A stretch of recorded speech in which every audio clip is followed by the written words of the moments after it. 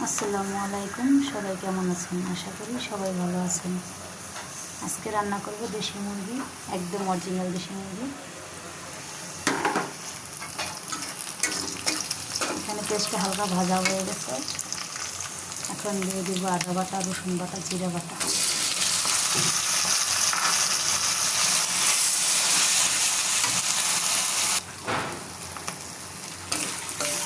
মশলাটা হালকা ভাজা দিয়ে নিচ্ছি। এখানে হলুদ, মরিচ এবং লবণ দিয়ে দিলাম।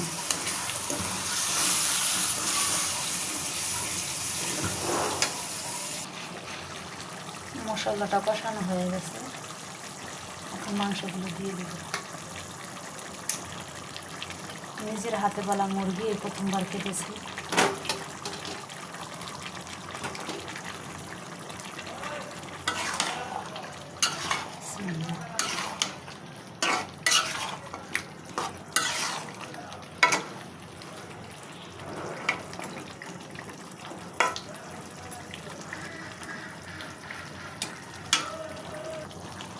হালকা করে পানি দিয়ে দিছি, একটু টমেটো দিয়ে দিলাম।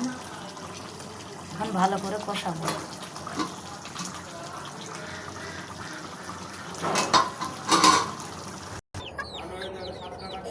এই দেখুন, আমি ব্যালকনিতে খাঁচায় মুরগি পালন করি।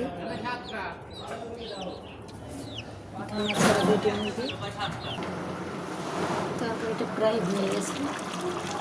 কালারটা কত সুন্দর আসছে।